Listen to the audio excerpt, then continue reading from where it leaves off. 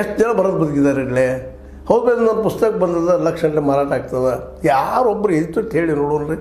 ಒಬ್ಬ ಕಾದಂಬರಿಕಾರ ಇಲ್ಲ ಈ ಕಾದಂಬರಿ ಬರೆದಿದ್ದೀನಿ ಇವತ್ತು ನನ್ನ 10,000 ಖರ್ಚು ಆಗ್ತದೆ. ಯಾರಲ್ಲೂ ಭಯ ಇಲ್ಲ, ಯಾರಲ್ಲೂ ಪಾಪ ಒಂದು ಏನು ತಿಷ್ಟತೆಯಲ್ಲಿ ಹೇಳುವಂಥದ್ದು.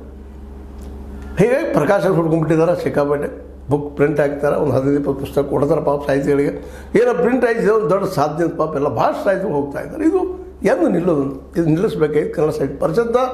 ಇದ್ರ ಮೂಲಕ ಸರ್ಕಾರ ಅಲ್ಲಿ ಸಾಹಿತ್ಯಗಳಿಗೆ ಮಾತ್ರ ಅವಕಾಶ ಕೊಡೋಂಥ ಒಂದು ಏನಪ್ಪ ಅಂದ್ರೆ ಹೊಸ ಬಾಯ್ಲಾಣ ಅಂತೀನಿ. ಅದಕ್ಕೆ ಈ ಬಾಯ್ಲಾಣ ಅನ್ನೋದು ಹೊಸದಾಗಿಯೇ ಇದ್ರ ಕಾನ್ಸ್ಟಿಟ್ಯೂಷನ್ ರಚನೆ ಮಾಡಬೇಕಾಗಿದೆ. ಇದಕ್ಕೆ ಸಾಹಿತ್ಯ ಕ್ರಿಯೆಗಳನ್ನು ಮಾಡೋದವರು ಅದರಲ್ಲಿ ಎಂಟ್ರಿ ಇಲ್ಲಪ್ಪ.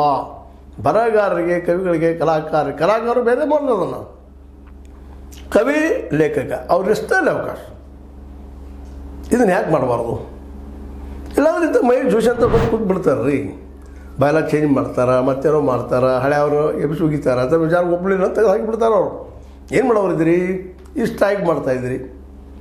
ನಮ್ಮ ಇವತ್ತಿನ ಸ್ವಲ್ಪ ಜಾಗೃತ ಆದಂಥ ಸಾಹಿತಿಗಳು ನಮ್ಮ ಕೆ ಮಲಸಿದ್ದಪ್ಪನಂಥವ್ರಾಗಿರ್ಬೋದು, SG ಸಿದ್ದರಾಮಯ್ಯನಂಥವ್ರಾಗಿರ್ಬೋದು, ಬಲ್ಜಿಗಿರಿ ಜಯಪ್ರಕಾಶ್ ಅಂಥವ್ರಾಗಿರ್ಬೋದು, ಇವರೆಲ್ಲರೂ BT ರಾಜನಾಯ್ಕ ಅಂಥವ್ರಾಗಿರ್ಬೋದು, ಇದ್ದರೆ ನಮ್ಮ ಸಾಹಿತಿಗಳು ಇಂಥ ವ್ಯಕ್ತಿಯನ್ನು ತಂದು ಕೂಡಿಸಿದ್ರೆ ಯಾಕೆ ಇವತ್ತು ಒದ್ದಾಡೋದು ನೋಡ್ರಿ, ಎಷ್ಟು ಒದ್ದಾಟ.